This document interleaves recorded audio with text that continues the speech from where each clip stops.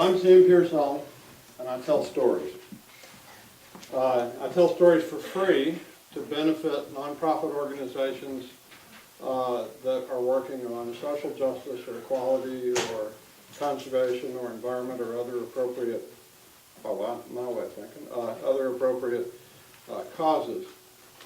So I tell stories. Oh, and if you're interested in having me do that for an organization with which you are affiliated, see me at the break and I'll give you one of my very high quality business cards. I tell stories. I also listen to stories. I've listened to stories all my life. And when I was a little kid, maybe about that high, hard to believe, but it's true, I used to sit out on my parents' screened-in porch and listen to the relatives and listen to the grown-ups tell stories of a summer night. With the katydids in the background, who did it? Katy did. Who did it? Katy did. And my parents and the relatives all murmuring in their quiet adult voices. It was the most warm and friendly and cozy and home-like place you can imagine.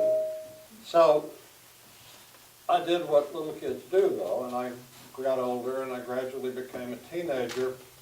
And when I became a teenager, I was very rebellious and very angry.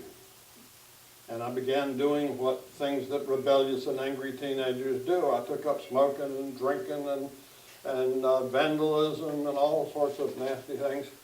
And my parents had no idea what to do with me. I mean, they were used to me being the sweet little kid. And so at some point, they decided to send me down to my Uncle Lanny's farm for a summer of behavior modification. and so I went. I thought I'd died and gone to hell, but I went. and I need to tell you about two people down on the farm. Uncle Lanny was the one, I think maybe one of the more important ones. And Uncle Lanny was a quiet man. He was a taciturn man. And he almost never had anything to say unless it was about rain. He was very passionate about rain, whether it would or not, whether it should or not. Uncle Lanny also had a field of expertise.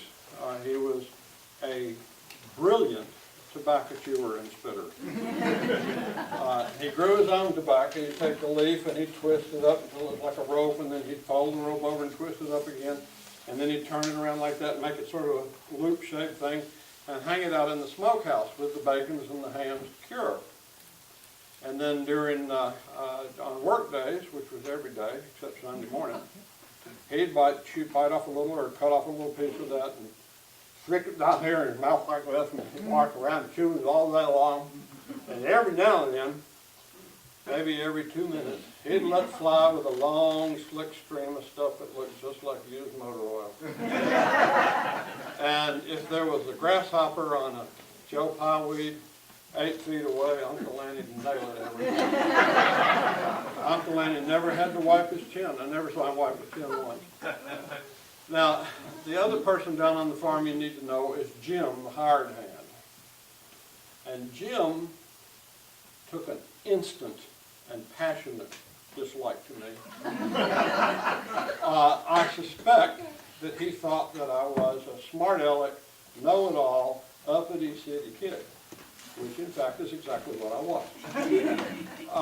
Well, now Jim gave me my nickname for that summer, which was Dipstick. And Jim called me Dipstick, and after a few days, Uncle Lanny started calling me Dipstick, and after another few days, everybody on the farm was calling me Dipstick, and within a week or two, everybody in the county was calling me Dipstick. The thing about the farm was, when Uncle Lanny and Jim ganged up on me. They were dedicated to my life, making my life miserable. They were dedicated to making my life a living hell. They gave me the worst jobs, the meanest jobs, the toughest jobs. They made me do them over when I got them wrong. And I really couldn't stand them. I thought they were a couple of ignorant, mean rednecks. I was confident that between them they could not name a beat poet. But there was this one thing happening down on the farm that was wonderful. And that was the midday meal, which was called dinner. And there were always 2 or 3 kinds of meat. There was fried chicken and something else. There were always 5 or 6 vegetables, always cooked in bacon grease. I never saw a salad on the farm. They may have ever, never happened. There was always cornbread, and there was always biscuits, there was always 2 kinds of pie, 1 fruit and 1 plain. Always lots of sweet tea. And so my survival strategy was to get from one dinner to the next. I said, you know, I'm going to be unbowed by this summer of behavior modification. I'm going to go home unchanged. I'm going to get from one dinner to the next. And this kind of worked out for a while. We'd work in the morning, we'd go in for dinner, we'd work in the evening, go in for leftovers. We were getting in the winter wheat. And it looked to me like at some point we were about to finish getting in the winter wheat, and Uncle Lenny says at the dinner table, got some more winter wheat over in Grundy County. Guess we're going over there tomorrow to get it. Well, that meant nothing to me. And the next day we went over to the other county and we took the combine over and we're getting in the winter wheat, and then the middle of the day came around, and that's when Uncle Lenny betrayed me. He said it's too far to go back to the farmhouse for dinner. We're going to go to the Alto General Store. It's a gray shack with a little shed roof out front, 1 gas pump, a pile of tires out back, and it's sitting in about a ½ acre of pavement, which is made of red clay bottle caps, tobacco spit, and motor oil. And this was a durable and fragrant surface. And we would sit out there under that little shed roof on the bench and eat our lunch. Which was, we'd go inside the store and Uncle Lanny would say to the proprietor, Floyd, give these boys a slab sandwich, RC Coca-Cola, and a moon pie. Well, now everybody knows what a moon pie is. You can figure out what an ROC Coca-Cola is, but a slab sandwich might require a little explanation. To make a slab sandwich, you take 2 pieces of white Wonder Bread. There was this long square metal can with this ham-like substance. And it's lubricated with a jelly-like stuff so you can slide it in and out. And Floyd would slide some of it out and cut off a little slab of it and put that on the Wonder Bread, and then he'd slide it back in. And then there was this block of yellow cheese-like material that was wrapped in aluminum foil, and he'd cut off a slab of that and stick it on there, and then glue it all together with Miracle Whip, and that was a slab sandwich.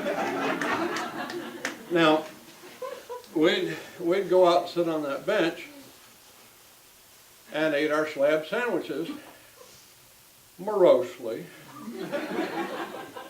except for Jim. And Jim's wife must have loved him very much, because even though we were going to the other county, and she would pack him this enormous dinner, and he would have a full-size grocery sack, and so he didn't have to have a slab sandwich. And he would sit down next to me on the bench, and he would begin a systematic program of torture. He'd reach into that bag and he'd pull out something wrapped in aluminum foil. And he'd unwrap it and he'd say, "Golly, Dipstick, what do you reckon that is?" I'd say, "Well, meatloaf." He'd say, "Yeah, meatloaf. You want a bite of my meatloaf there, Dipstick?" I'd say, "Okay." And he'd say, "Nope." And then he'd reach in there and he'd pull out something else, and he'd unwrap it and he'd stick it under my nose. Say, "Golly, Dipstick, what do you reckon that is?" I'd say, "Pecan pie." He'd say, "Pecan pie? Oh man, I love pecan pie. You want a bite of my pecan pie there, Dipstick?" And I'd say, "Okay." And he would say, nope, and eat it up. And this went on for the whole first day, and it went on for the whole second day, and it went on for the whole third day, and I couldn't stand it anymore. And so I started trying some little tricks. My first trick was to just go out back and sit on the pile of tires and eat. But Jim followed me back there and sat down on the other tires and continued with his program of torture. Golly, Dipstick, what do you reckon that is? A pork chop? Yeah, you want a bite of my pork chop? Okay. Nah. And then he'd eat it. Well, then I tried my other trick, another trick. He'd say, golly, Dipstick, what do you reckon that is? And I'd say, I got no idea. I don't know. He'd say, you lying to me, Dipstick. Lying, lying, lying. You know that's a chocolate brownie, and you lying to me, you know you want a bite too, don't you?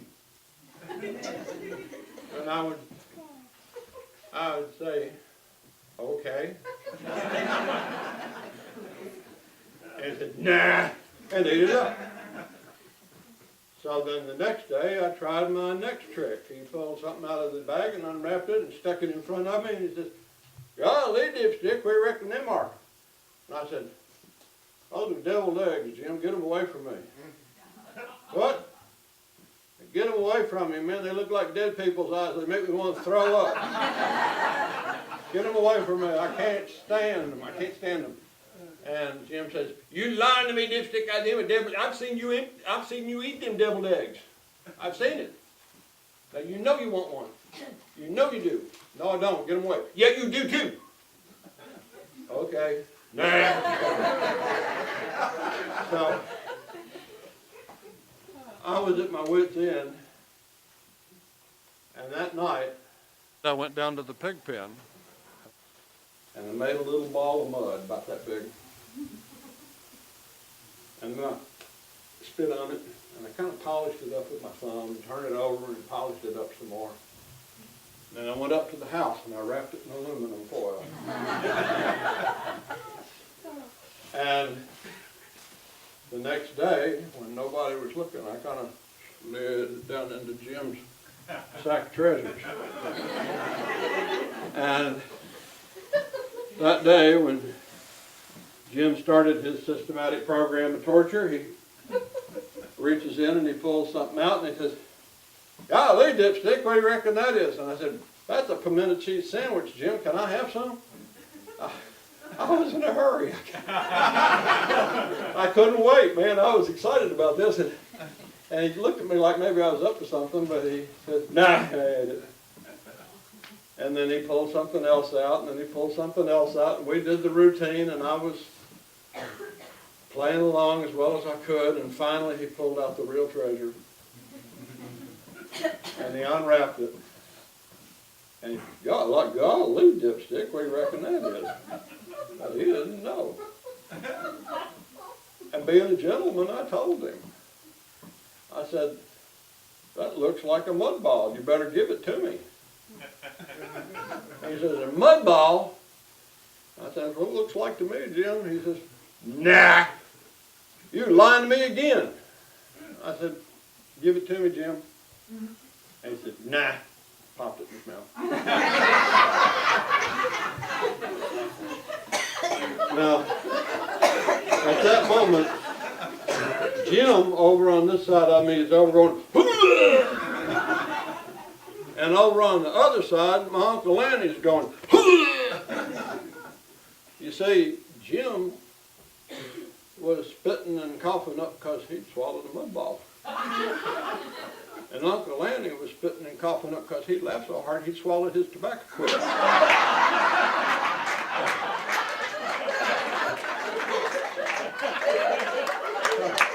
I got double barrel revenge. Well, I can tell you now that revenge was sweet. And it lasted a good 30 minutes. And then Uncle Lanny and Jim went back to torturing me systematically, by other means, but nonetheless, systematically. And the days did drag by, and we did eventually go back to the farmhouse and have dinner in the middle of the day. We got the rest of the winter wheat in, then we got the wheat straw in, and then Uncle Andy said, well, it's about time to start in on the hay, and then he said something about the rain. And then he said, so we're going to take tomorrow off and go fishing. Fishing? I'd never been fishing in my life. I was a smart alecky city boy, and I had absolutely no interest in going fishing. Wasn't going to start now. I said, I think I'll just stay here at the house and read. But the next day, there I was, down by the TVA lake, watching this little bobber out on the water, praying to God that nothing would happen. So I just wanted that bobber to sit there and mind its own business while I swatted flies and shooed gnats away and otherwise dealt with my existential angst.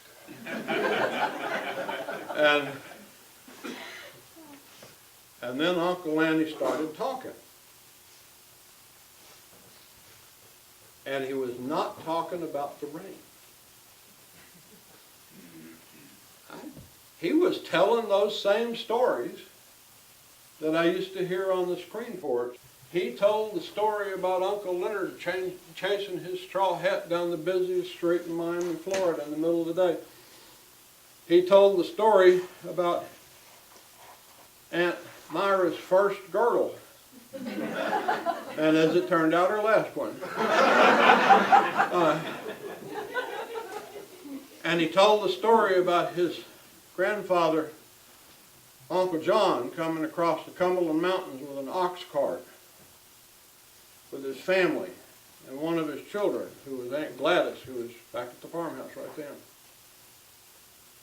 And while Uncle Andy was telling those stories from my screen porch days, my anger broke.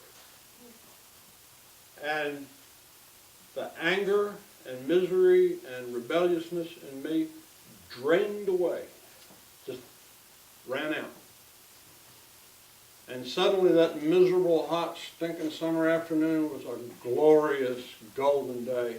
And suddenly that bobber out there in the middle of the lake, actually on the edge of the lake, was the center of a perfect universe. And over the years, the anger and the rebelliousness have come back. They come back from time to time, but I know them, and they're not welcome, and so they can't stay. That afternoon, on that summer afternoon, was the day I became a storyteller.